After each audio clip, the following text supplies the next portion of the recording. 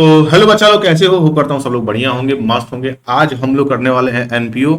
NPO के हम chapter को पढ़ने की कोशिश करेंगे, ठीक है। और एनपीओ का चैप्टर जो है ये चैप्टर रिवीजन होगा, ठीक है, जिसमें आपको बेसिक सारी जानकारियां मिल जाएंगी और जिससे आपका हर एक पॉइंट, बेसिक पॉइंट आपके सारी क्लियर हो जाएंगे। एज इट इज आप इसके थ्रू एमसीक्यूज को भी लगा सकते हैं, ठीक है, क्योंकि ये सिर्फ एक रिवीजन है और ये वन शॉट रिवीजन है। एक ही बार में काम खत्म, इसका दोबारा इसको सोचने और पूछने की जरूरत नहीं है। एक बार आप पढ़ लीजिए, काम खत्म हो गया। चलो ठीक है, आओ शुरू करते हैं। तो नॉन फॉर प्रॉफिट ऑर्गेनाइजेशन जो होते हैं, ऑब्वियस सी बात है, मैंने शुरुआत से ही कहा था कि एनपीओज क्या होते हैं, नॉन फॉर प्रॉफिट ऑर्गेनाइजेशन। ये इनको प्रॉफिट से कोई मतलब नहीं होता है, ठीक है। इनको कोई प्रॉफिट से कोई मतलब नहीं होता है। ये प्रॉफिट का कोई भी पार्ट इनहेल नहीं करते हैं। बात समझ में आ रही कि नहीं समझ में आ रही है? प्रॉफिट का कोई भी पार्ट ये इनहेल नहीं करते हैं। इनको प्रॉफिट से कोई मतलब नहीं होता है। इनको प्रॉफिट से कोई मतलब नहीं होता है, ये मैं फिर से कह रहा हूं, इनको कोई प्रॉफिट से मतलब नहीं होता है।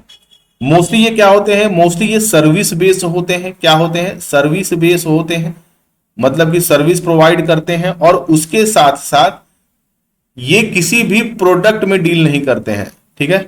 किस में डील नहीं करते हैं? प्रोडक्ट में डील नहीं करते हैं। एकदम बेसिक है। बात समझ में आ रही कि नहीं समझ में आ रही? किसी भी प्रोडक्ट में डील नहीं करते हैं, तो इसको अपने दिमाग में कहीं बैठा लीजिए।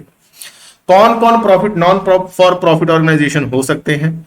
देखो, स्कूल्स हो सकते हैं, स्कूल हो सकता है, कॉलेज हो सकता है, हॉस्पिटल हो सकता है, स्पोर्ट्स फैसिलिटी हो सकती है, स्पोर्ट्स फैसिलिटी हो सकती है, ठीक है। ये नॉन फॉर प्रॉफिट ऑर्गेनाइजेशन होते हैं, ठीक है। ये बेसिक इसका फंडा है, इसमें कुछ जानने की आगे जरूरत नहीं है। अब देखो, जो भी एमसीक्यूज तैयार होंगे, ये इनके फीचर्स को तुमको ध्यान से देखना होगा।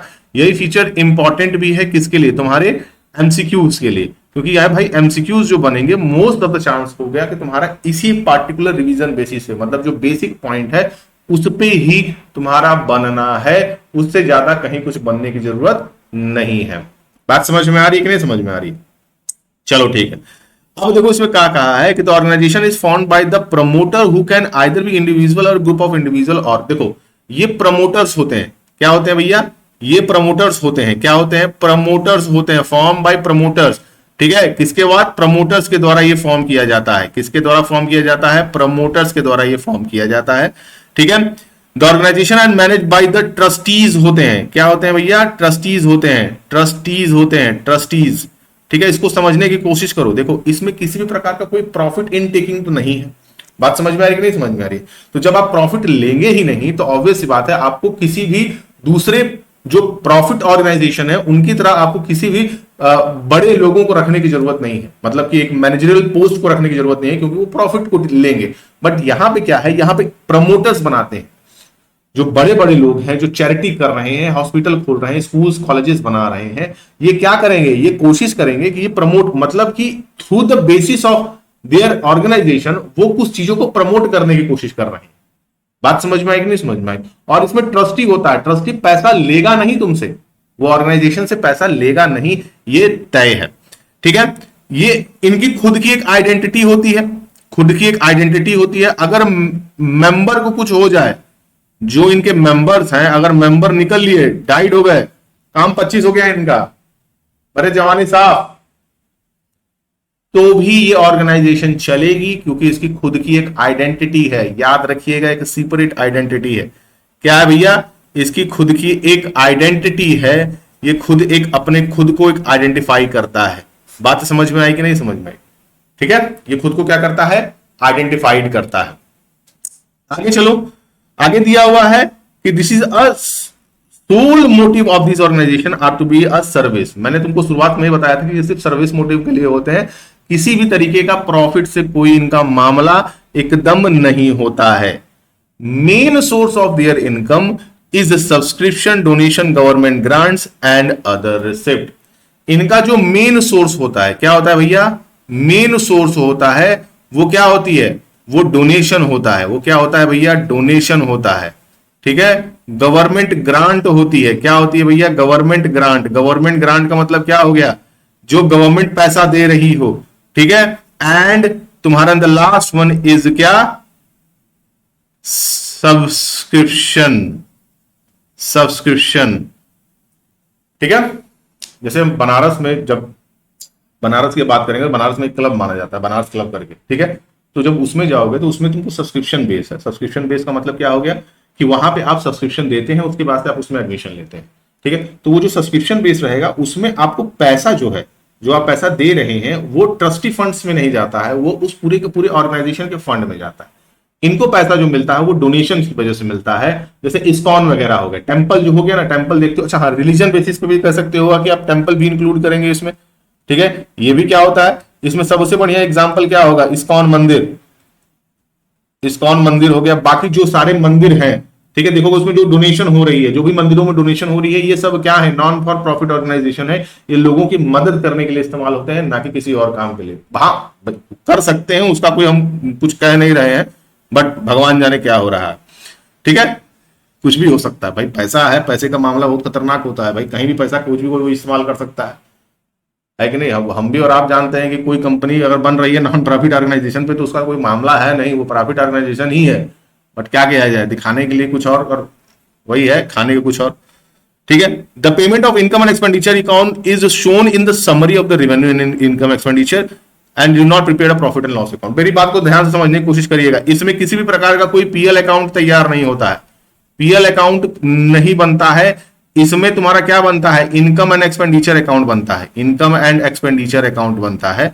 इसमें कोई भी पीएल अकाउंट नहीं बनता है भाई। देखो, पीएल अकाउंट बनाने की कोई जरूरत नहीं है, ऑब्वियस सी बात है। पीएल अकाउंट किसके लिए बनता है, पीएल अकाउंट उनके लिए बनता है जो प्रॉफिट ऑर्गेनाइजेशंस होती हैं भाई। पीएल अकाउंट जो बनता है वो किसके लिए बनता है, प्रॉफिट ऑर्गेनाइजेशंस के लिए बनता है, ठीक है। और ये क्या बनाते हैं, ये इनकम और एक्सपेंडिचर अकाउंट बनाते हैं। इनकम और एक्सपेंडिचर का मतलब क्या हुआ कि इनके पास इनकम आ रही है और उसमें से खर्च कर रहे हैं। ये प्रॉफिट नहीं है, नाम से तुमको समझ में आ रहा है कि नॉन फॉर प्रॉफिट ऑर्गेनाइजेशन। इसका मतलब कि पीएल का कोई मामला ही नहीं होगा इसमें, इसमें पीएल का अकाउंट तैयार ही नहीं होना है। बात समझ में आ रही कि नहीं समझ में आ रही, ठीक है। तो इसमें पीएल का अकाउंट कोई तैयार होता नहीं है। चलो ठीक है, अब हम एनपीओ और प्रॉफिट मोटिव ऑर्गेनाइजेशन के बीच में हम समझ लेते हैं कि क्या डिफरेंस आता है। मेरी बात को ध्यान से समझिएगा। फॉर्म बाय द प्रमोटर्स, भाई कौन इनको बनाता है, फॉर्मेशन किसको, एनपीओ के जो फॉर्मेशन है वो कौन करेगा, प्रमोटर्स फॉर्म करते हैं, ठीक है। प्रमोटर्स फॉर्म करते हैं किसको, एनपीओ को, ठीक। और वही जो बात होती है प्रॉफिट ऑर्गेनाइजेशन की, वो कौन फॉर्म करेगा, वो एंटरप्रेन्योर फॉर्म करेंगे। कौन फॉर्म करेगा भाई, एंटरप्रेन्योर फॉर्म करेंगे। कौन फॉर्म करेगा, एंटरप्रेन्योर फॉर्म करेंगे, जिनको प्रॉफिट चाहिए। क्या चाहिए, जिनको प्रॉफिट चाहिए। अगला देखो, मैनेजमेंट क्या हो गया, मैनेजमेंट बाय ट्रस्टीज। ट्रस्टीज के द्वारा मैनेज किया जाता है। किसके द्वारा मैनेज किया जाता है, ट्रस्टीज के द्वारा मैनेज किया जाता है। हर ऑर्गेनाइजेशन जो नॉन फॉर प्रॉफिट ऑर्गेनाइजेशन होती है, इसमें एक ट्रस्टी होता है। ट्रस्टी का मतलब ये होता है जो देखभाल करता है पूरे के पूरे अकाउंट सिस्टम को।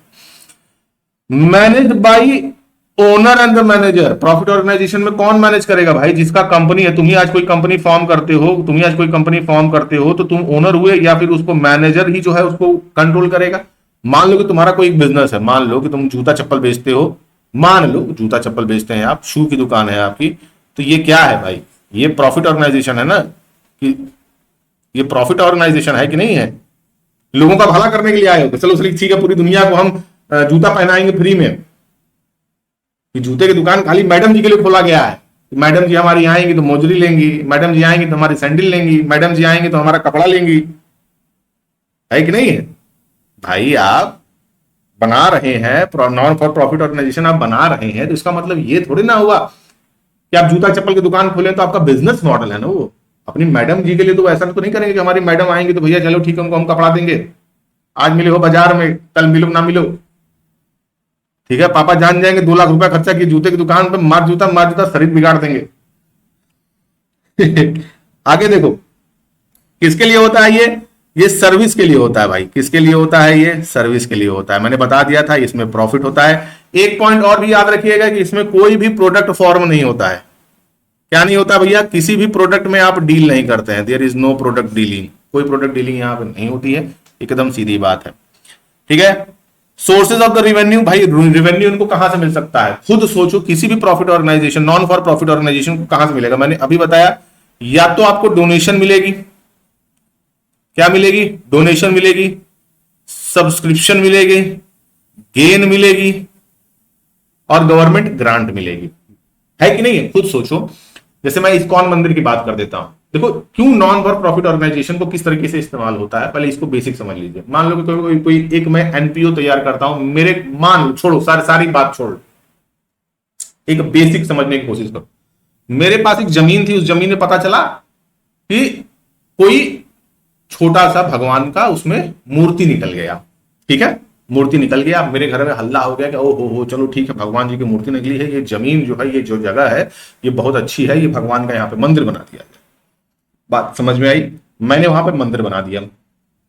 अच्छा, अब वहां पे लोग आएंगे, वहां मेले लगेंगे, वहां पे लोग चढ़ावे चढ़ाएंगे, वहां पे जो पैसा होगा, तो जमीन मेरे नाम है, मंदिर मैंने बनवाया है, तो मैं क्या करूंगा कि मैं उसका ओनर नहीं बन सकता हूं, मैं उसका ट्रस्टी बन सकता हूं, मैं उसकी देखभाल कर सकता हूं, मैं उसका ओनर नहीं बनूंगा। ये नहीं कि मिला है राजा तो आज मिला पैसा तो बारूद बना देंगे, भगवान के नाम पे चढ़ा सारा चढ़ावा खुद ही उड़ा रहे हैं।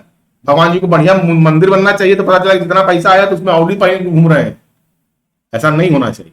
तो कहने का मतलब क्या हो गया कि मैं उस पार्टिकुलर जो उस टेंपल है, मैं उसका क्या होऊंगा? ट्रस्टी होऊंगा। मेरा ट्रस्ट है उस पूरे के पूरे, उस पूरे बिजनेस में। बात समझ में आ रही कि नहीं समझ में आ रही? ठीक है, तो मेरा ट्रस्ट है। नॉन फॉर प्रॉफिट या प्रॉफिट ऑर्गेनाइजेशन, सीधी सीधी बात है भाई, इनका प्रॉफिट मोटिव ही होता है, सामान बेच के ही पैसा लेते हैं। फाइनेंशियल स्टेटमेंट याद रखिएगा भैया। देखिए फाइनेंशियल स्टेटमेंट की एक बात करें तो एनपीओ में भैया एक जो अकाउंट बनता है वो बनता है रिसिप्ट एंड पेमेंट अकाउंट का, रिसिप्ट एंड पेमेंट अकाउंट का, ठीक है। दूसरा जो बनता है वो किसका बनता है भैया? वो बनता है तुम्हारा income and expenditure account, income and expenditure account. और तीसरा जो बनता है वो क्या बनता है भैया? वो बनता है क्या? What is? वो बनता है तुम्हारा क्या? Balance sheet. बात समझ में आई कि नहीं समझ में? इसमें किसी भी प्रकार का कोई ट्रेडिंग अकाउंट तैयार होता नहीं है, तो हमको उससे कोई मतलब नहीं है। अगर हम बात करें इसमें एनपीओ में, सॉरी प्रॉफिट ऑर्गेनाइजेशन में, तो ऑब्वियसली बात है 100 तरह का अकाउंट भैया। Accumulated profit and loss account बनेगा, पीएल अकाउंट बनेगा, ट्रेडिंग अकाउंट बनेगा, इसमें भी बैलेंस शीट बनता है, इसमें भी बैलेंस शीट बनता है, ठीक है। फाइनेंशियल स्टेटमेंट तैयार होती है और व्हाट नॉट क्या क्या नहीं तैयार होता है। आपको याद रखना है नॉन फॉर प्रॉफिट ऑर्गेनाइजेशन में कुल मिला के 3 अकाउंट होते हैं, receipt and payment, income and expenditure and balance sheet. एकदम बच्चों की तरह समझा रहा हूं, उसको समझिएगा। वो बच्चे जो नहीं पढ़े हैं उनको वो ध्यान रहेगा। अगला देखो, basic and maintaining accounting for a non for profit organization, ठीक है। मेंटेनेंस ऑफ अकाउंट, देखो मेंटेनेंस ऑफ अकाउंट 2 तरह से अकाउंट तैयार होते हैं। एक जो अकाउंट तैयार होता है वो होता है कैश बेसिस पे, एक जो अकाउंट तैयार होता है वो होता है एक्रूवल बेसिस पे। कैश बेसिस और एक्रूवल बेसिस। कैश बेसिस का मतलब क्या हो गया? सीधा सीधा वो ट्रांजेक्शंस जो कि किसमें होते हो? सीधे कैश में होते हो। किसमें होते हो? सीधे कैश में होते हैं। अक्रूवल बेसिस की अगर हम बात करते हैं तो accrual basis is a measure of account of accrual basis, provide a complete record of each and every transaction, the system helps to prepare and checking up. अब मैं इसको समझाने की कोशिश करता हूं, इन दोनों के डिफरेंस से आपको समझ में आ जाएगा कि कैश बेसिस और अक्रूवल बेसिस का मतलब क्या होता है। कैश बेसिस में क्या हो गया? Only transaction recorded in cash and bank are recorded daily by on basis of maintaining a cash book. Obviously बात है भाई, कैश ट्रांजेक्शन से ही मतलब होगा। Accrual basis, journal and ledgers are maintained to be record all the transactions irrespective the fact whether they are cash or credit। दोनों में difference समझिएगा। देखो इसको समझने की कोशिश करो। अक्रूवल बेसिस जो होता है ये जनरली जर्नल की बात करेगा, एंड लेजर की बात करेगा। किसकी बात करेगा? एंड लेजर की बात करेगा। मतलब कि जो भी ट्रांजेक्शन हो रहा है, एवरी ट्रांजेक्शन, जो भी ट्रांजेक्शन्स हो रहे हैं सबके सब इसमें इंक्लूड किए जाएंगे विदाउट एनी डाउट। सब कुछ इंक्लूड करोगे, ये नहीं कि रजा मिला है तो बारूद बना दिए, ना ना ना, हर ट्रांजेक्शन इसमें आपको इंक्लूड करना है। समझ में आया कि नहीं समझ में आया? कैश बुक की बात करें तो receipt and payment account is prepared to the exhibit the summary of all cash and transactions and trial balance is prepared to exhibit the summary of all the transaction. Cash basis और accrual basis, अब दोनों को समझने की कोशिश करो। अगर cash basis की अगर हम बात करते हैं, किसकी बात करते हैं भैया? हम कैश बेसिस की बात करते हैं तो ये बात करेगा किसकी, रिसिप्ट एंड पेमेंट की बात करेगा। किसकी बात करेगा भैया, रिसिप्ट एंड पेमेंट की बात करेगा। बात समझ में आई, रिसिप्ट एंड पेमेंट की बात करेगा। अक्रूवल बेसिस की बात करेंगे तो अक्रूवल बेसिस सीधा का सीधा तुम्हारे किस चीज पे बात करेगा, accrual basis is directly related to the trial balance. इसके लिए ट्रायल बैलेंस के लिए रिलेटेड होगा। इसका मतलब ये किसकी बात करेगा, इनकम एंड एक्सपेंडिचर की बात करेगा। दिमाग में बैठा लीजिएगा, क्वेश्चन डायरेक्ट पूछ देगा आपसे कि income and expenditure are, receipt and payment are cash basis, accrual basis, non accrual basis और none of the above. Question आ जाएगा, मुंडी घूम जाएगी तुम्हारी। बात समझ में आई कि नहीं समझ में आई, ठीक है।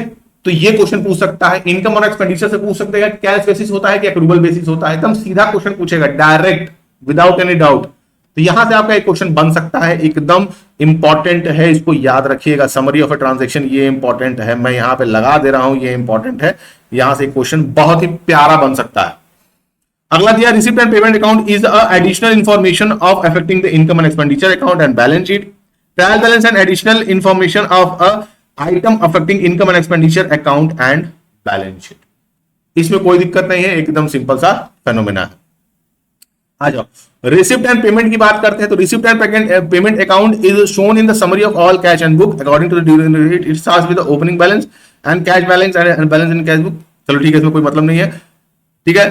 This account is the real account and हाँ लेज डाउन। हाँ, यहां से एक पॉइंट आपको याद हो गया होगा। देखिए, यहां से मैं एक पॉइंट समझाने की कोशिश कर देता हूं, उसको समझने की कोशिश करिएगा। कहां गया जी, हाँ देखो, रियल जो अकाउंट होता है, सॉरी जो रिसिप्ट एंड पेमेंट अकाउंट होता है, ये क्या होता है, रियल अकाउंट होता है। क्लास 11th का टॉपिक है, एकदम दिमाग में समझ लेना कि कैसे होता है।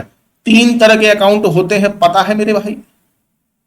एक होता है नॉमिनल, एक होता है पर्सनल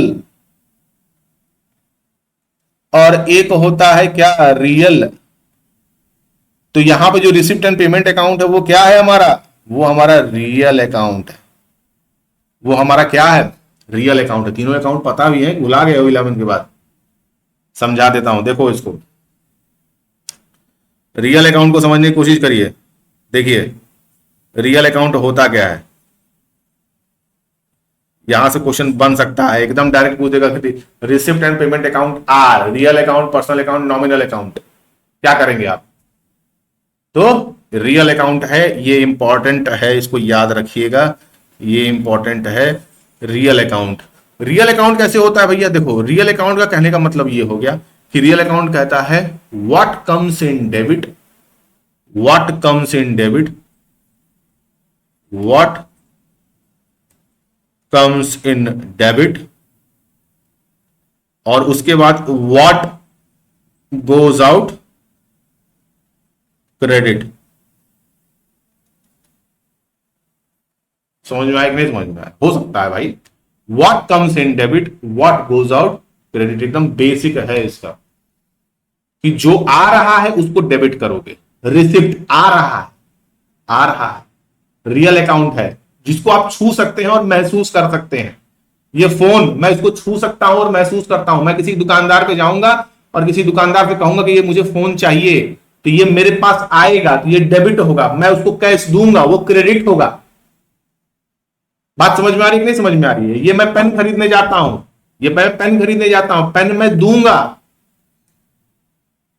सॉरी पेन खरीदने जाता हूं तो पेन लूंगा, तो ये क्या होगा, डेबिट हो गया। व्हाट कम्स इन, ये मेरे पास आ रहा है और मैं दे क्या रहा हूं, मैं दे क्या रहा हूं, मैं कैश दे रहा हूं।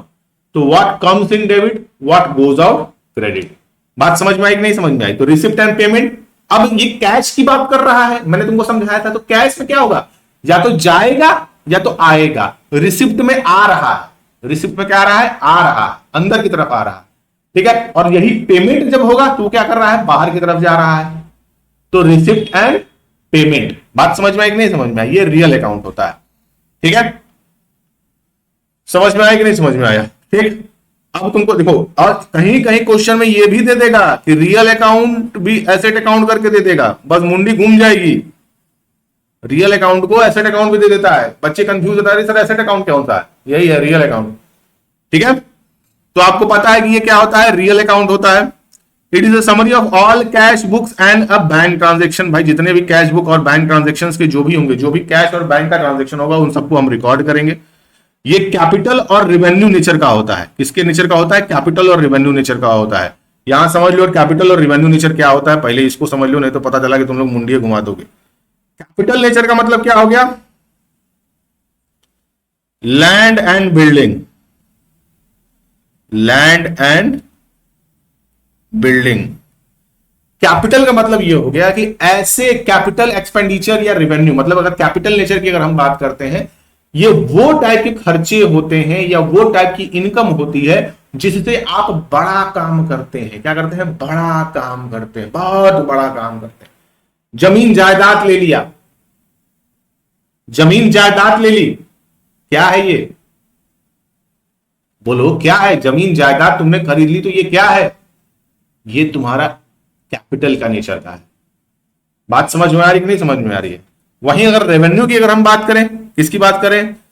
रेवेन्यू नेचर की बात करें, तो रेवेन्यू नेचर जो कहता है छोटा छोटा छोटा मोटा बिल दे दिए कोई, जिससे कोई एसेट्स क्रिएट नहीं होती है, ना किसी लायबिलिटी की पेमेंट होती है। इस बात को समझिएगा, पूरे के पूरे समझिएगा। कैपिटल और रेवेन्यू में यही डिफरेंस है कि कैपिटल का मतलब हो गया या तो उससे कोई एसेट क्रिएट होगी या फिर लायबिलिटी की पेमेंट होगी। रेवेन्यू का मतलब ना उससे एसेट क्रिएट होगी ना उससे लायबिलिटी की कोई पेमेंट होगी। बात खत्म। बात समझ में आई कि नहीं समझ में? ठीक है, तो ये होते हैं। It is prepared eight the end of accounting. ये भी याद रखिएगा, एक सिंपल सा क्वेश्चन बन जाएगा कि भाई ये कब बनता है? लास्ट के अंत में बनता है। लिमिटेशन क्या क्या हो सकती है? It is prepared on a cash book, it does not provide information about the credit transaction. ये सिर्फ किस बात की बात करता है? ये सिर्फ किसकी बात करता है? ये सिर्फ कैश ट्रांजेक्शन्स की बात करता है। किसकी बात करता है? कैश ट्रांजेक्शन्स की बात करता है। तो कैश ट्रांजेक्शन्स होगा तो क्या तुम इसमें क्रेडिट ट्रांजेक्शन्स को इंक्लूड कर पाओगे? नहीं कर पाओगे। भाई जो पैसा उधारी चला गया उसका कोई मतलब है? तो यहां पे क्रेडिट ट्रांजेक्शन से हमको कोई मतलब नहीं होता है। It is not perfect substitute for a trial balance. Trial balance के लिए परफेक्ट सब्स्टिट्यूट एकदम नहीं है, ये अपने दिमाग में कहीं बना लीजिएगा। बात समझ में आ रही है कि नहीं समझ में आ रही है? आगे देखो, comparison between receipt and payment account cash book. दोनों के बीच में अगर हम कंपेयर करने की बात करें तो रिसिप्ट एंड पेमेंट अकाउंट की अगर हम बात करते हैं तो does not show that ledger folio in column. Basic है भाई, देखो दोनों ही रिसिप्ट और पेमेंट अकाउंट दोनों ही उसी तरीके से काम करते हैं। किसकी तरह काम करते हैं? दोनों ही एक ही तरह से काम करते हैं, दोनों में कैश ट्रांजेक्शन लिखे जाते हैं। बट रिसिप्ट एंड पेमेंट में किसी भी प्रकार का कोई लेजर फोलियो नहीं बनता है। एक तरफ रिसिप्ट बनेगा, एक तरफ पेमेंट बनेगा। अभी मैं उसको ग्राफ से जब आपको समझाऊंगा तो आपको समझ में आ जाएगा। चलो ठीक है, आओ हम समझाने की कोशिश करते हैं ग्राफ से। देखो, अगर हम रिसिप्ट एंड पेमेंट की बात करते हैं, ये इंपॉर्टेंट है, यहां से क्वेश्चन बनेगा एकदम, ये एकदम तय है, ये इंपॉर्टेंट है, ये पॉइंट एकदम इंपॉर्टेंट है, ये याद रखिएगा। इसके अलावा जो क्वेश्चन बनने हैं ना, वो आपके आधे क्वेश्चन तो कुछ यहां से बन जाएंगे। अगर हम रिसिप्ट की बात करते हैं तो कैश इन हैंड सबको पता है, कैश एट बैंक सबको पता है भैया कि ये बैलेंस होता है। बात समझ में आई कि नहीं समझ में आई? कैपिटल रिसिप्ट की बात करें तो लाइफ मेंबरशिप। लाइफ मेंबरशिप क्या होती है? जब कोई मेंबर एडमिट होता है और वो जीवन भर के लिए अपना पैसा दे देता है, उसको कहते हैं लाइफ मेंबरशिप। ठीक, स्पेसिफिक डोनेशन दे दिया। बात समझ में आ रही कि नहीं समझ में आ रही है? स्पेसिफिक डोनेशन दे दिया। Sale on investment, sale of fix assets, legacies, endowment fund, entrance fees, ये सब के सब क्या होंगे? इसमें इंक्लूड होंगे। रिसिप्ट में ये सब के सब क्या होंगे? इसमें इंक्लूड होंगे, ये तय है। बात समझ में आई कि नहीं समझ में आई? ठीक है। पेमेंट की अगर हम बात करें तो पेमेंट में क्या हो जाएगा? पेमेंट में परचेज ऑफ फिक्स एसेट। देखो कैपिटल स्ट्रक्चर है, कैपिटल अकाउंट की बात कर रहा है, मतलब लंबे समय की बात कर रहा है। इसमें ये क्या होगा? बोलो, इसमें ये क्या होगा? ये परचेज ऑफ फिक्स एसेट्स है, परचेज ऑफ फिक्स एसेट्स। उसके बाद से purchase of investment, investment purchase करो, कैपिटल स्ट्रक्चर। फिक्स डिपॉजिट, पैसा जो जमा किए हो। रेवेन्यू की बात करें हम, रेंट दिए, कुछ अंतर आएगा? Wages and taxes, wages and salaries, insurance, audit fees, advertisement expenses. ठीक, आगे याद रखिए, subscription, sale of old newspaper, previous, locker rent, sale of old sport material, interest on fix deposit, interest on dividend and investment, sale of scrap. कुछ इसमें basic point है, मैं उनको आप समझा देता हूं। यहां पे आपको जनरल डोनेशन दिख रहा है। जनरल डोनेशन मतलब जो नॉर्मल डोनेशन इस तरीके से आती है। कुछ बच्चों को ये लगता है कि ये तुम्हारा कैपिटल रिसिप्ट है, नहीं, ये जनरल डोनेशन तुम्हारा किस में आता है, रेवेन्यू रिसिप्ट में आता है। ठीक है, चैरिटी शो कर रहे हो, ये भी तुम्हारा रेवेन्यू रिसिप्ट में आएगा। ग्रांट ऐड हो गया, मिसलेनियस रिसिप्ट हो गया, एंट्रेंस फीस हो गया, is not assume to be capitalize. यहां से एक पॉइंट याद रखिएगा, कभी कभी एंट्रेंस फीस को हम कैपिटलाइज भी कर देते हैं। खैर, अगर क्वेश्चन थोड़ा सा एसर्शन में दे देगा, एसर्शन और स्टेटमेंट में जब ये क्वेश्चन देगा, रीजन में जब स्टेटमेंट क्वेश्चंस आते हैं, जब एसर्शन और रीजन का क्वेश्चन देगा, तो उसमें ये बना सकता है कि क्या एंट्रेंस फीस हम कैपिटलाइज कर सकते हैं। तो उसमें रीजन में दे देगा कि yes it can be capitalise और no it can not be. बात समझ में आई कि नहीं समझ में आई? तो एसर्शन और रीजन में ये क्वेश्चन बिल्कुल बन सकता है, यहां से ये इंपॉर्टेंट है। ठीक है, उसके बाद देख लो उसमें postage and carrier, postage and carrier हो गया, प्रिंटिंग एंड स्टेशनरी हो गया, सन्ड्री एक्सपेंसेस हो गया, टेलीफोन एक्सपेंसेस, कन्वीनियंस। ठीक है, repair and renewal, insurance expenses, honorarium, इसको याद रखना, यहां से क्वेश्चन बन जाता है। ऑनोनोरियम से क्वेश्चन बन जाएगा, बच्चे नहीं पता होंगे।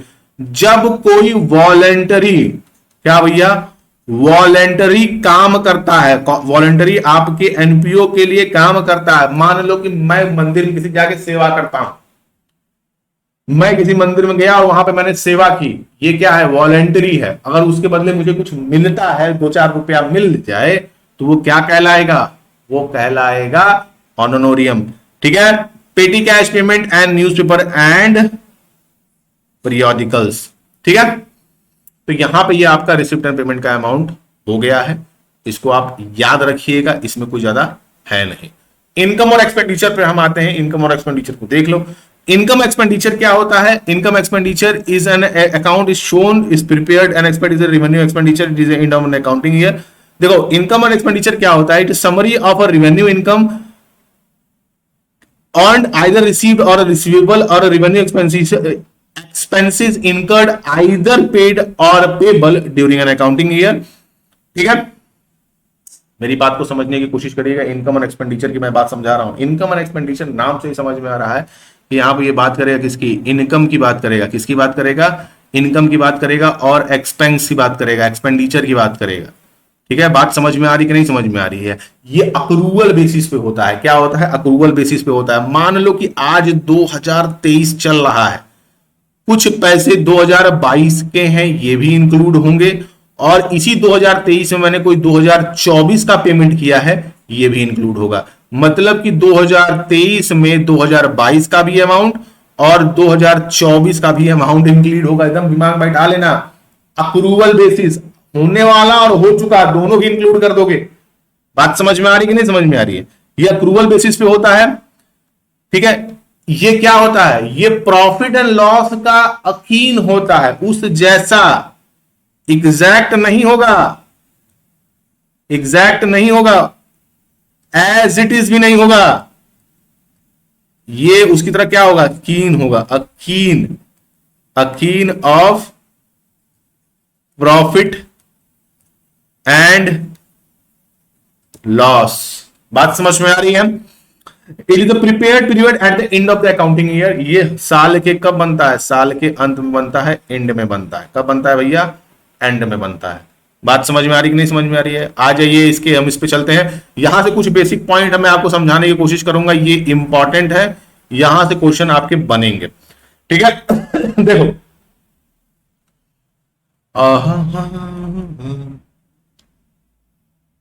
इसमें वो दिया नहीं है क्या? एक मिनट रुकिए, तो रुकिए रुकिए रुकिए रुकिए रुकिए।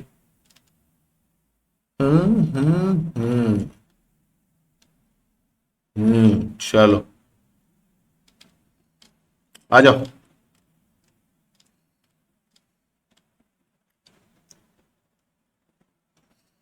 चलो देखो भैया, एक्सपेंडिचर और इनकम कैसे बनता है भाई, तो इसमें याद रखिएगा कि एक्सपेंडिचर डेबिट होता है भैया, और ये क्या होता है, यहाँ पे इनकम क्या होती है, क्रेडिट होती है। अच्छा एक मुझे बात समझानी थी आपको, ये क्या होता है, मुझे एक बात आपको समझानी थी। ये तुम्हारा जो होता है ये नॉमिनल अकाउंट होता है। क्या होता है भैया, नॉमिनल अकाउंट होता है। क्वेश्चन बन जाएगा कि income and expenditure account are, income and expenditure account are क्या होता है,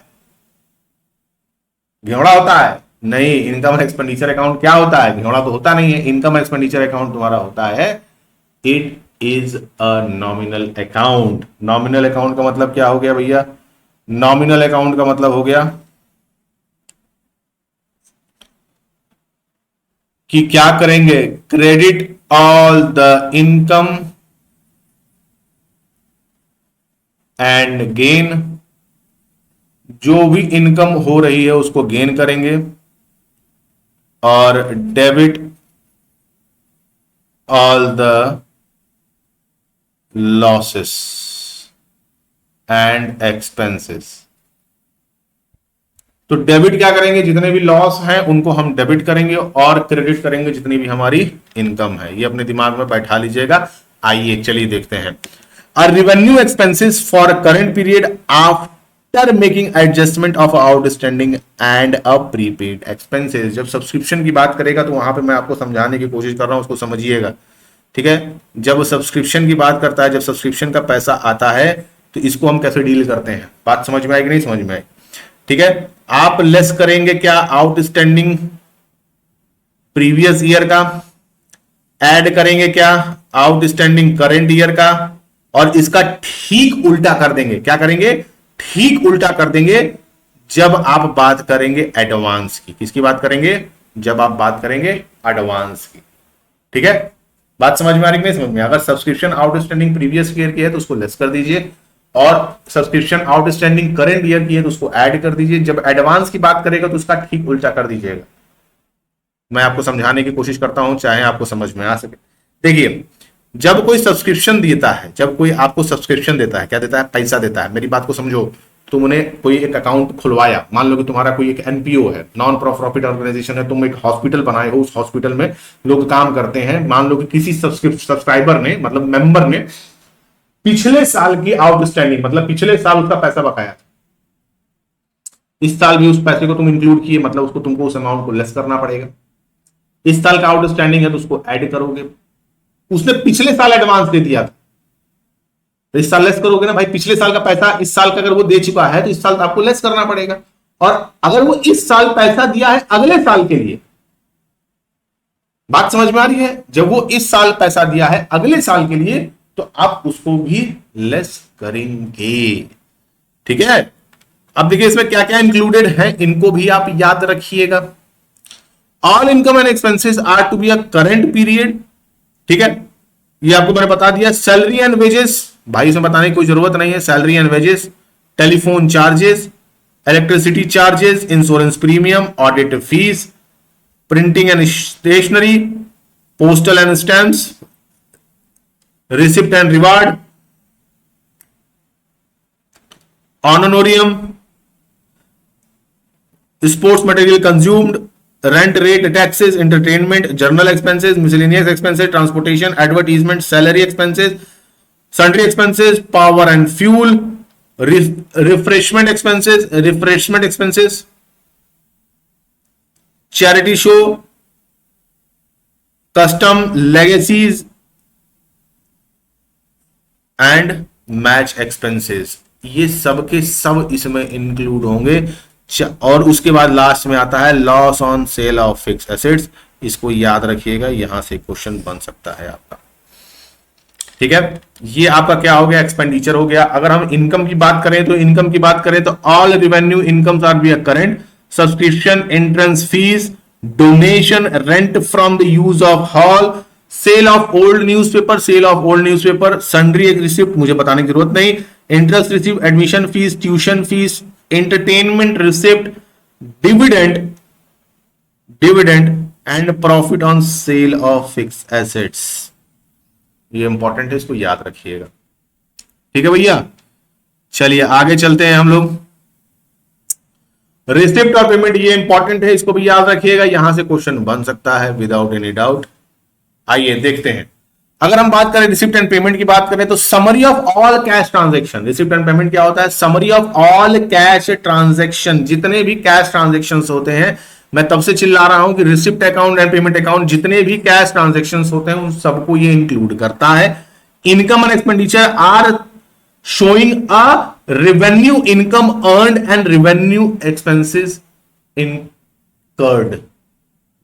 ये दोनों में याद रखना भैया, भैया मेरे याद रखना कि यहां पे सिर्फ किसकी बात होगी? यहां पे कैपिटल और प्लस रेवेन्यू की बात होगी। किसकी बात होगी? कैपिटल प्लस रेवेन्यू की बात होगी। यहां पे सिर्फ रेवेन्यू की बात होगी। ठीक है भैया, ये रियल अकाउंट होता है और भैया ये क्या होता है? ये नॉमिनल अकाउंट होता है। ठीक है, objective to show all cash receipt and cash payment, ये बताने की मुझे जरूरत नहीं है, ये आपको खुद ही पता है। ये तुम्हारा क्या होता है? Prepare for a cash book, cash book से प्रिपेयर होता है भाई।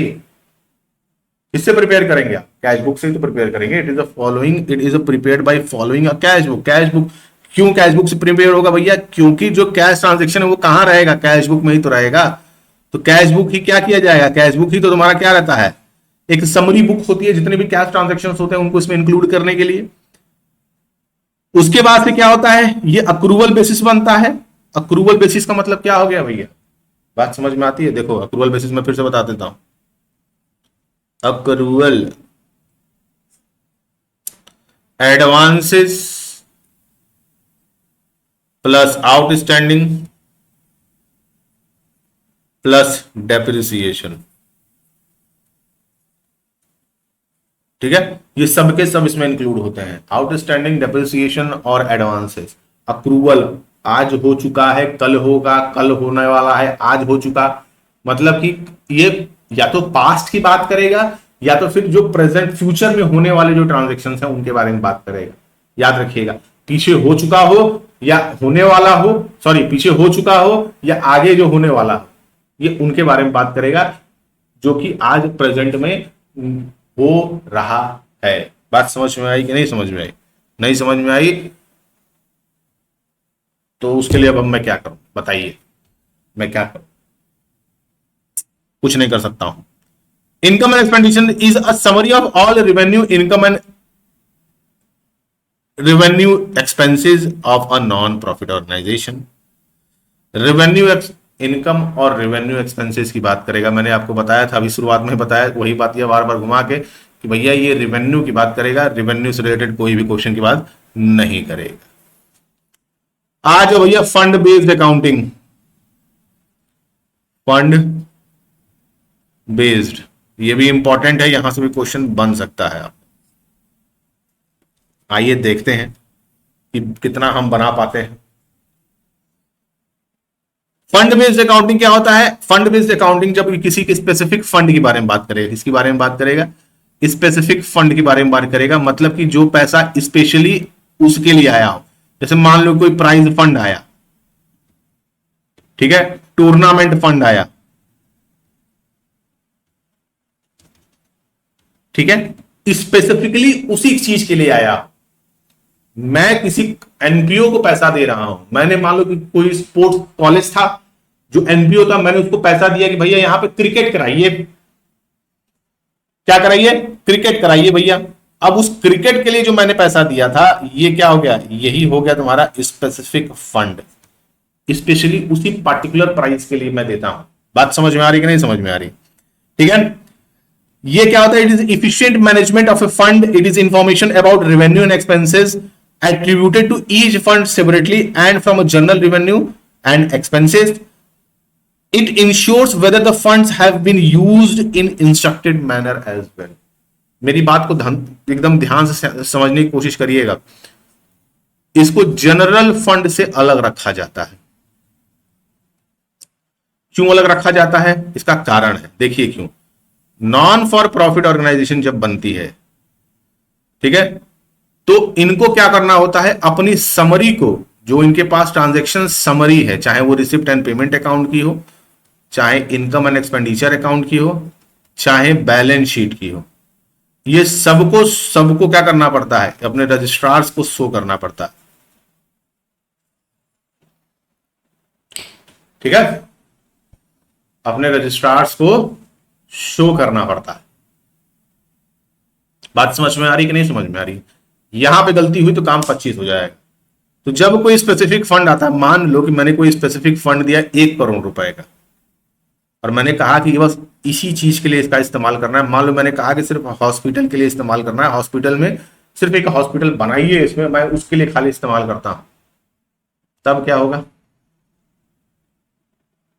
अब मैं जब समरी देखूंगा और मुझे ये फंड नहीं दिखेगा तो मैं तो हॉस्पिटल के पीछे लग जाऊंगा, कहा कि बेटा बेटा मिलो, आज बारूद बना देंगे तुमको। कहां जाओगे?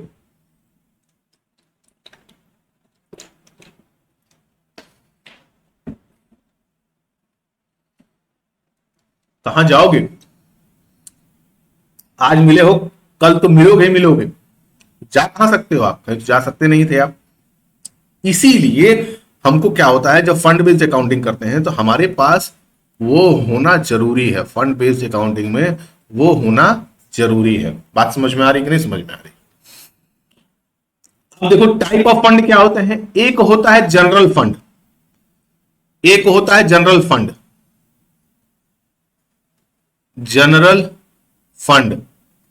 जनरल फंड जो नॉर्मल फंड भी कह सकते हैं इसको, नॉर्मल फंड भी कह सकते हैं, मतलब उसका इस्तेमाल सिर्फ जनरल पर्पस के लिए होता है, उस पूरे बिजनेस के लिए होता है, उसके अलावा किसी और चीज के लिए नहीं होता है।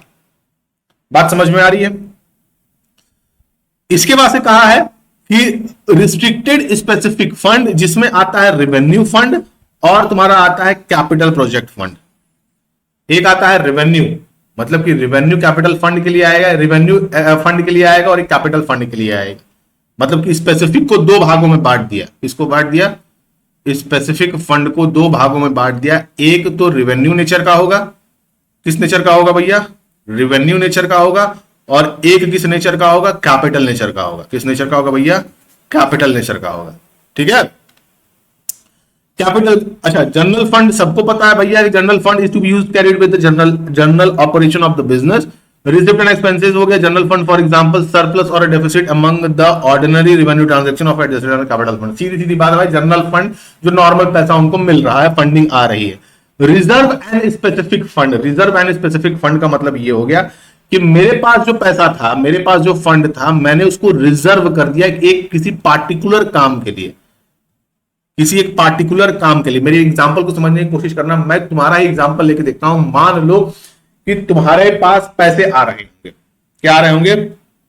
तुम्हारे पास पैसे आ रहे होंगे, तुम्हारे पिताजी ने तुमको पैसा दिया कि लो बेटा ये लो पकड़ो 50,000 रुपए, जाओ कुछ काम कर लेना। मान लो स्कूल की फीस जमा कर लेना या जो भी हो। तुम पहुंचे स्कूल, पता चला कि 45,000 रुपए लगा, 5,000 गायब कर दिए। हो सकता है भाई, सब किया, हम भी किए हैं, खाली आप ही नहीं किए, सब करता है, हम भी किए हैं। मिला है जमाना तो हम भी उड़ाए पैसा, ऐसा कुछ नहीं है। तो पैसा मिला, अब तुमने उस पैसे को स्पेशली इसलिए रख दिया कि मैं उससे एप्पल का आईफोन खरीदूंगा। मैं उससे क्या करूंगा? मैं उससे क्या करूंगा? एप्पल का फोन खरीदूंगा भाई। क्या खरीदूंगा? एप्पल का फोन खरीदूंगा। अगली बार फीस मिलेगी तो 5,000 उसमें से और बटोर लेंगे, अगली बार फीस मिलेगी तो 5 बार उसमें और बटोर लेंगे। 6 सेमेस्टर की फीस है, 6 सेमेस्टर में 5,000 जोड़े तो 30,000 रुपया हो गया, सेकंड हैंड बढ़िया आईफोन लेके घूमेंगे। है कि नहीं? आप कर सकते हैं। तो रिजर्व फंड मतलब कि जो मेरे पास पैसे आ रहे हैं, मैंने उसको पैसे को रिजर्व कर दिया एक पार्टिकुलर पर्पज के लिए। मान लो कि मेरा टेम्पल है, ठीक है, और मेरे पास जो फंड आ रहे हैं, मैंने उस फंड में कुछ पैसा रख दिया कि मुझे एक नया मंदिर बनवाना है। जय भोलेनाथ।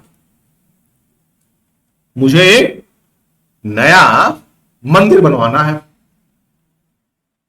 ये क्या हो गया? स्पेसिफिक पर्पस के लिए हो गया, रिजर्व कर दिया स्पेसिफिक फंड के लिए।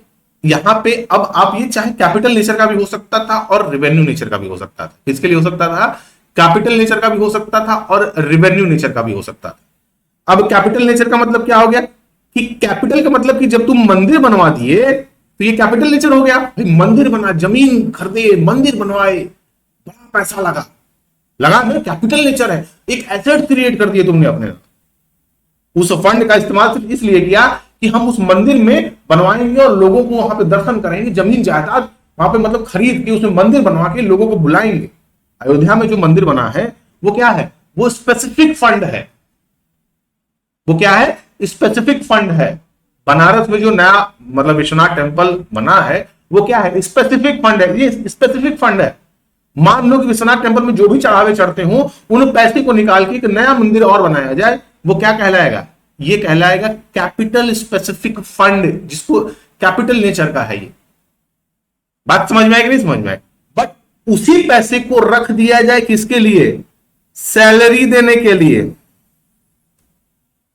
किसके लिए, सैलरी देने के लिए। ये रिवेन्यू नेचर होगा। इससे कुछ एसेट बन नहीं रहा है तुम्हारा, इससे तुम्हारा कोई एसेट क्रिएट नहीं हो रहा है, इससे आपको कोई एसेट क्रिएट नहीं हो रहा है। ये स्पेसिफिक है तो सैलरी के लिए, बट रिवेन्यू नेचर है भाई, इससे कुछ बनना तो है नहीं हमारा भाई, काम करने आ रहा है तो स्पेसिफिक हो गया। ठीक, बैलेंस शीट बनाने की मुझे कोई जरूरत नहीं है, बैलेंस शीट आप सबको पता होगा।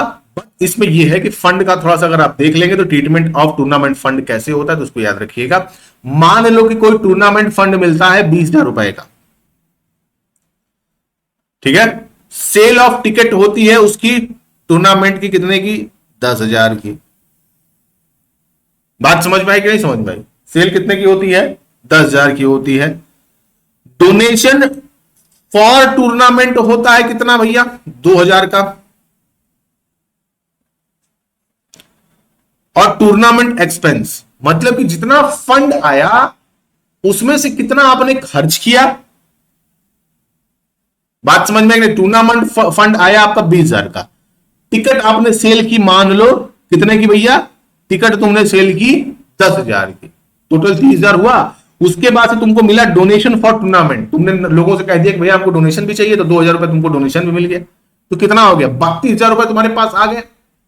उसको कराने में कितना खर्च हुआ, तो उसको कराने का खर्च जो हो गया वो 5,000 हो गया। टूर्नामेंट एक्सपेंस कराने का खर्च कितना हो गया, 5,000 हो गया।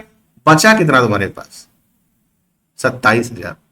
अच्छा, दूसरा इसमें याद रखना कि ये ऐसा नहीं कि गर्म पॉकेट में चला जाएगा, पॉकेट में रख लिए कि राजा आज ट्रस्टी मिले हैं बारू तो आज बना देंगे, 27,000 का मुनाफा हो गया, घर चलेंगे पार्टी करेंगे, हाँ हम और हमारी जाने मन बढ़िया जगह खाना खाएंगे, बोतल टक टक खुलेगा नहीं। पता चल जाएगा, पता चल गया प्रमोटर्स को और रजिस्ट्रार को ना, ऊपर नीचे सारा बराबर, कुछ बचेगा नहीं इनका। ठीक है, तो कैपिटल प्रोजेक्ट भी मैंने आपको बता दिया, इसमें बताने की कोई जरूरत नहीं है। बैलेंस शीट भी ऐसा ही होता है। देखो कैपिटल फंड दिया हुआ है, इसको समझने की कोशिश करो। देखो कैपिटल फंड दिया हुआ है कितना, 5 लाख का। कैपिटल फंड दिया हुआ है कितना, 5 लाख का।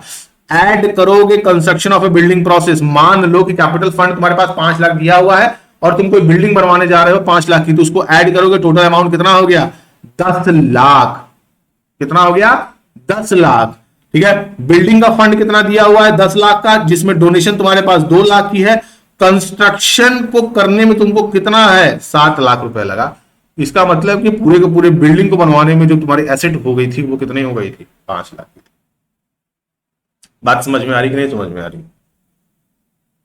तुमको डोनेशन फंड, कैपिटल फंड तुम्हारे पास 5 लाख ऑलरेडी पड़ा हुआ है, तुमको बिल्डिंग बनवानी थी तो तुमने 5 लाख जोड़ दिया, तो मतलब ये टोटल अमाउंट हो गया 10 लाख। तुमको डोनेशन मिला 2 लाख का, बट असल में वो एसेट ही क्रिएट कितने की हुई है, असल में तो वो एसेट 5 लाख ही तो क्रिएट हुई है।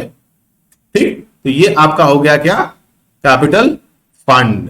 इंडोवमेंट फंड क्या होता है भाई, इसको भी याद रखिएगा, इससे भी क्वेश्चन बन जाता है। Endowment fund, these fund arise from gift and bequest. It is related to the condition of the income arising from the investment of such fund, which will use to be a specific purpose to provide the benefit of a specific beneficiary or to meet a specific expenses. Thus the principal amount of these fund remain unchanged. The fund may be permanent or temporary for a specific period. मेरी बात को समझिएगा। Endowment fund का मतलब ये हो गया कि किसी स्पेसिफिक पर्पस के लिए आएगा या फिर एक किसी स्पेशल पर्सन के लिए आएगा। एक एग्जांपल दें, तुम किसी हॉस्पिटल में जाते हो, तुम्हारा मान लो एक्सीडेंट हो जाता है, तुम्हारे पास पैसा नहीं है, तुम्हारे जाने मन का फोन आता है, तुम कहेगे एक्सीडेंट हो गया, मगर जाने मन आ नहीं सकती है, जाने मन ने तुम्हारे नाम से बिल भर दिया, ये इंडोवमेंट फंड कहलाया बेटा।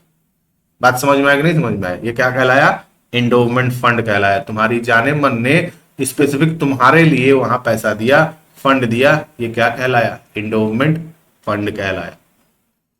ठीक है। एन्युटी फंड क्या होता है? Annuity fund, the fund are created to pay a regular fix amount और a fix interval time for a specific beneficiary. मेरी बात को समझिएगा। ओल्ड एज होम होती है,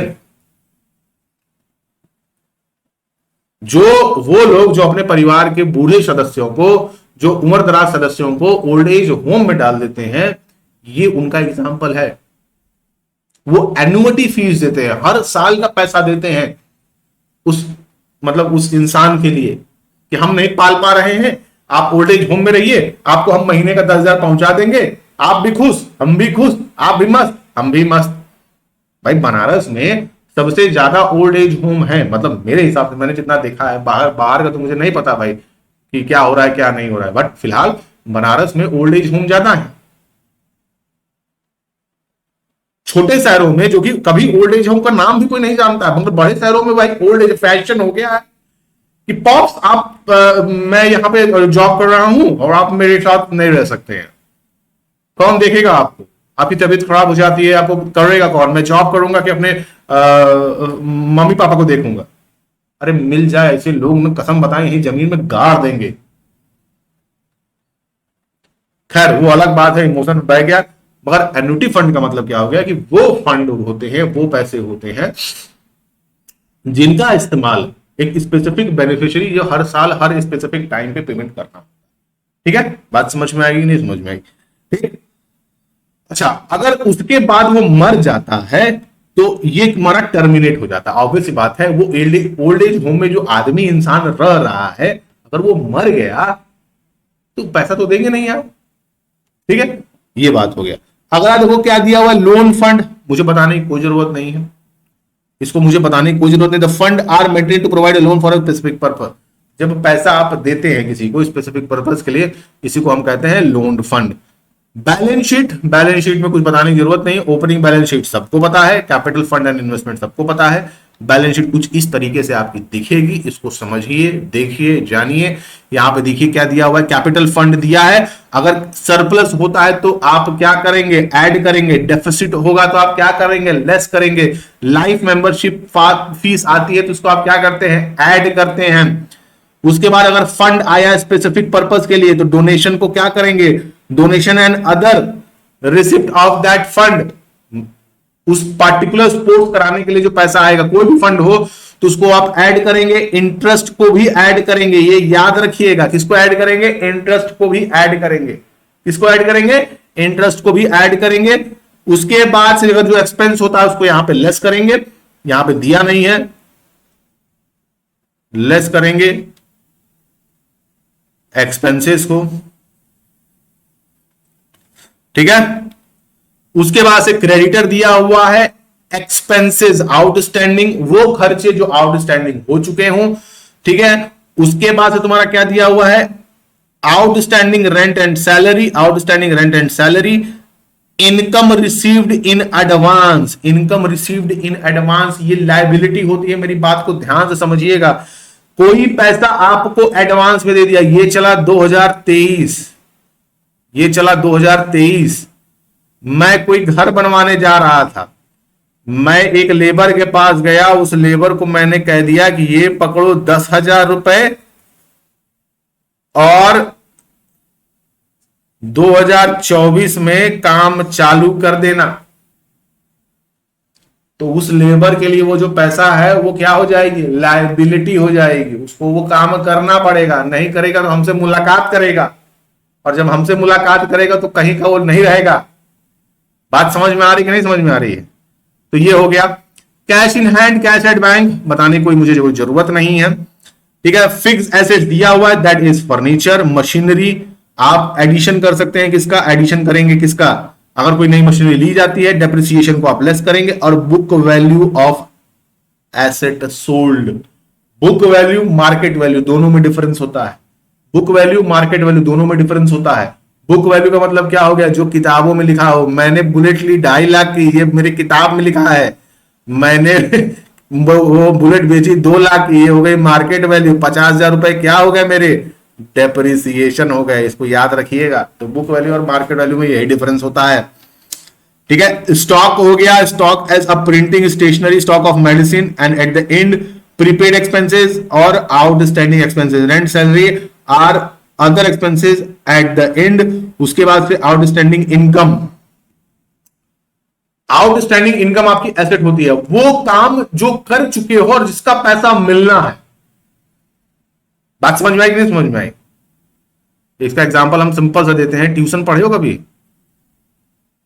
ट्यूशन पढ़े हो कि नहीं पढ़े हो? मास्टर साहब आते हैं, 1 महीने 30 दिन पढ़ाते हैं और 1 तारीख को, अगले 1 तारीख को पैसा लेते हैं। ये आउटस्टैंडिंग इनकम हो। 30 दिन काम करने के बाद उनको जब पैसा मिलता है, इसी को कहते हैं आउटस्टैंडिंग इनकम। बात समझ में आ रही है? ठीक है, बात समझ में आई? आगे चलो। Treatment of some specific fund की अगर हम बात करें तो सब्सक्रिप्शन, ऑर्डिनरी सब्सक्रिप्शन होता है। देखो यहां से भी चीजें हैं, यहां से भी क्वेश्चन बनते हैं। सब्सक्रिप्शन होता है, एक होता है ऑर्डिनरी सब्सक्रिप्शन, एक होता है subscription for special purposes. Ordinary subscription क्या होता है? मैं ले जाओ, हम ले लिए कहीं का, ऑर्डिनरी सब्सक्रिप्शन हो गया। बात समझ में आएगी नहीं समझ में? स्पेसिफिक्स जो होता है एक पार्टिकुलर चीज के लिए लिया जाता है। ठीक है, किसके लिए लिया जाता है? बोलो, किसके लिए? एक स्पेसिफिक के लिए। जैसे मान लो कि मेरा स्पोर्ट्स क्लब है। क्या है? स्पोर्ट्स क्लब है, और मैं हर साल क्रिकेट कराता हूं अपने यहां, रणजी ट्रॉफी। कौन सी ट्रॉफी? रणजी ट्रॉफी। उसके लिए जो पैसा मुझे मिलेगा, उसके लिए जो सब्सक्रिप्शन मुझे मिलेगा, ये क्या कहलाएगा? Specific subscription. खाली उसी चीज के लिए हम ले रहे हैं। हम किसके लिए ले रहे हैं? सिर्फ उसी चीज के लिए ले रहे हैं। इसमें एक सिंपल सा मैं आपको एग्जांपल देता हूं नेटफ्लिक्स का। इससे बढ़िया एग्जांपल मैं आपको नहीं दे सकता हूं। बस ये याद ध्यान रखिएगा कि ये प्रॉफिट ऑर्गेनाइजेशन है, उसके हिसाब से नहीं लेना है। आप देखे होंगे इसमें प्लान आते हैं अलग अलग। क्या आते हैं? प्लान आते हैं अलग अलग। ठीक है, तो ये जो प्लान आते हैं, कोई 139 का आता है, कोई 199 का आता है, कोई 200 का आता है, 300 का आता है। तो वो स्पेसिफिक प्लान ले रहे हैं आप, ले रहे हैं ना, इसी को कहते हैं स्पेसिफिक सब्सक्रिप्शन। जब किसी हॉस्पिटल में आप सिर्फ इसलिए लेते हैं कि मान लो कि भविष्य में कभी मुझे कुछ जरूरत होती है, कोई दिक्कत होती है, तो मैं यहां पे आऊं और मैं सबसे पहले दिखा लूं। ये क्या हो गया? ये हो गया स्पेसिफिक सब्सक्रिप्शन। बात समझ में आ रही कि नहीं समझ में आई? ठीक है, इसका भी वैसे ही ट्रीटमेंट होता है। आइए देखते हैं। Subscription received during the year. मैंने अभी शुरुआत में ही बताया था सब्सक्रिप्शन वाला जो मामला था, तो मैं शुरुआत में जब फंड बेस्ड अकाउंटिंग में नहीं पढ़ाया था, उससे पहले वाला जो पॉइंट था मैंने बताया था कि कैसे करना होगा। सब्सक्रिप्शन जो तुमको मिला है इस साल, वो outstanding at the end of the year. इस साल का आउटस्टैंडिंग, करंट ईयर का जो आउटस्टैंडिंग है उसको आप क्या कर दिए? ऐड कर दिए। बिगिनिंग ऑफ द ईयर मतलब कि पिछले साल का जो सब्सक्रिप्शन था उसको आपने क्या कर दिया? लेस कर दिया। मेरी बात को समझो। देखो 2023 चल रहा है, यहां पे 2024 हो गया और यहां पे 2022 हो गया। सब्सक्रिप्शन जब बनेगा तो इस साल का बनेगा। बात समझ में आई कि नहीं समझ में आई? अगर मुझे 2023 का सब्सक्रिप्शन होगा, क्या होगा? 2022 के एंड में subscription outstanding at the end of the year, मतलब 2023 के अंतिम में अगर बन रहा होगा तो वो ऐड करोगे। Subscription received in advance at the beginning of the year, मतलब कि subscription at the beginning of the year, मतलब कि 2022 का अगर सब्सक्रिप्शन मिला होगा तो इसको ऐड करोगे। Subscription outstanding at the beginning of the year, मतलब कि 2024 का अगर सब्सक्रिप्शन रहा होगा तो 2022 का सब्सक्रिप्शन रहा होगा तो इसको लेस करोगे। और subscription receive in advance for the end of the year, और जो सब्सक्रिप्शन 2024 का रहा होगा इसको भी आप लेस करेंगे। बात तो समझ में आई? ये इंपॉर्टेंट है, इसको याद रखिएगा, नहीं तो बाबा जी का ठुल्लू लेके घूमते रहिएगा। इसको इस तरीके से याद रखो। देखो सब्सक्रिप्शन इस साल का दिया होगा, इसी साल का तुमको सब्सक्रिप्शन के हिसाब से उसको बनाना होगा।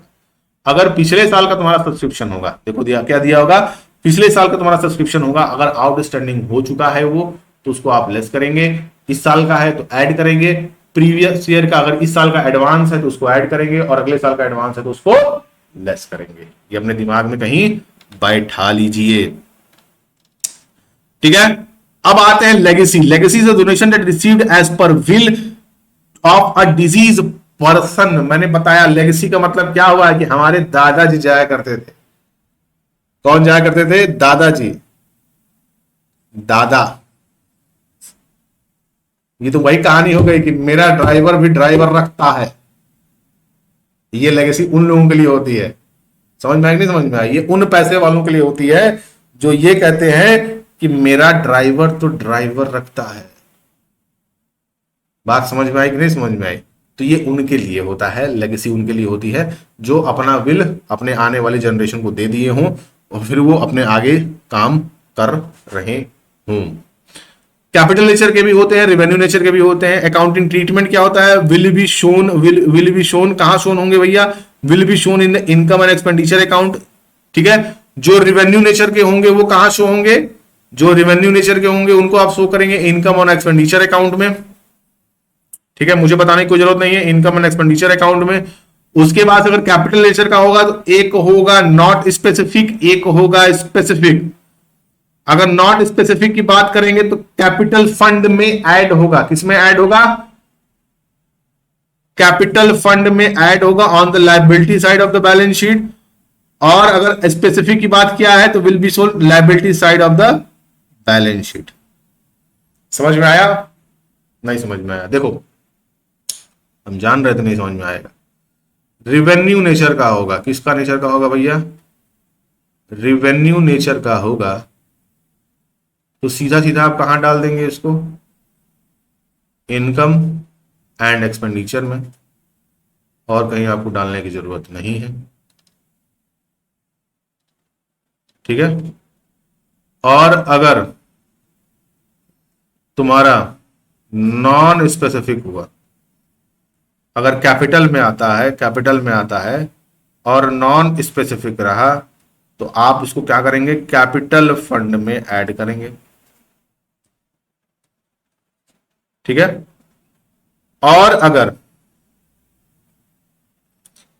ये स्पेसिफिक दिया हो तो आप सीधा लायबिलिटी साइड में बैलेंस शीट में इसको ऐड कर देंगे, ठीक है। ऑनोनोरियम, ऑनोनोरियम का मतलब क्या होता है भैया? वॉलेंटरी। कौन होगा? जब कोई वॉलेंटरी काम कर रहा हो। क्या काम कर रहा हो? वॉलेंटरी काम कर रहा हो और उसके बदले उसको पैसा मिले। मान लो कि तुम किसी पार्टिकुलर बिजनेस एनपीओ में गए और तुमने अपनी तरफ से इच्छा जाहिर की कि भैया हम आपके लिए कुछ काम करना चाहते हैं, आपको कुछ पैसा दे दिया, इसको कहते हैं ऑनोनोरियम, ठीक है। Life membership fees, life membership fees क्या होती है भाई? लाइफ मेंबरशिप जो जीवन भर के लिए चल रहा हो। किसके लिए चल रहा हो? जीवन भर के लिए चल रहा हो। ऑनोनोरियम को शो कहां करते हो भाई? ऑब्वियस बात है, पैसा दे रहे हो तो ये एक्सपेंडिचर है। लाइफ मेंबरशिप क्या हो जाएगी भैया? लाइफ मेंबरशिप तुम्हारा भैया रिसिप्ट का अमाउंट है, यानी ये इनकम है, ठीक है। डेप्रिसिएशन क्या होगा भाई? सॉरी, डोनेशन, डोनेशन एक होता है जनरल डोनेशन और एक होता है स्पेसिफिक डोनेशन। जनरल डोनेशन का मतलब क्या हो गया? एक पार्टिकुलर चीज के लिए, मैं बता चुका हूं, मैं आपको बताने की कोई जरूरत नहीं है। अब आ जाओ एसेट्स पे। इस पे आ जाएंगे हम, एसेट्स पे आ जाएंगे। अभी कितना बचा हुआ है? लास्ट यही पॉइंट है, इसके बाद से कंप्लीट हो जाएगा आपका। यही पॉइंट देख लीजिए, ये मैं आपको अपने टेलीग्राम चैनल पे डाल दूंगा, आप वहां से इसको ले लीजिएगा, पढ़िएगा, बेसिक रिवीजन आपका कंप्लीट हो जाएगा। अगर हम सेल ऑफ एसेट्स की बात करते हैं तो assets have no value in the book. Assets की अगर कोई वैल्यू नहीं होती है तो इनका अकाउंटिंग ट्रीटमेंट होता है। Amount of the sale will be shown on the income side of income and expenditure account.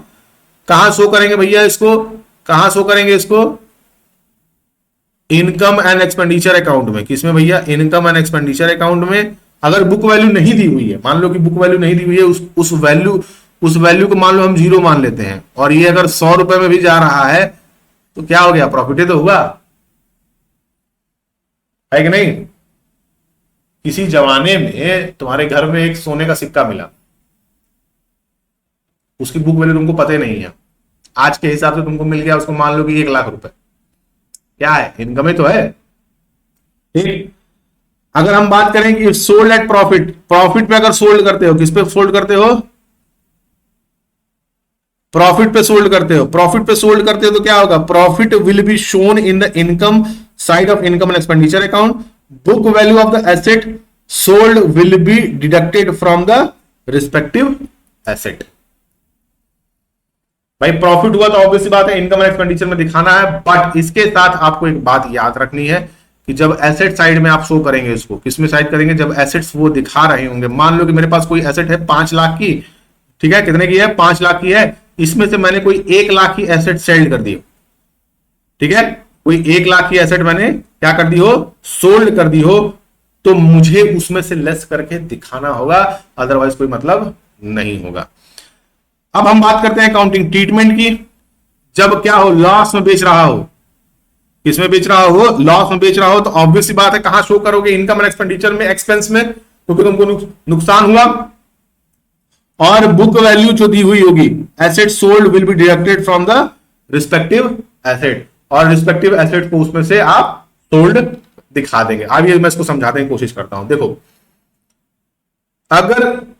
अगर एसेट की कोई भी बुक वैल्यू नहीं दी होगी, कोई भी बुक वैल्यू नहीं दी होगी, इसको सीधा इनकम में डाल देना,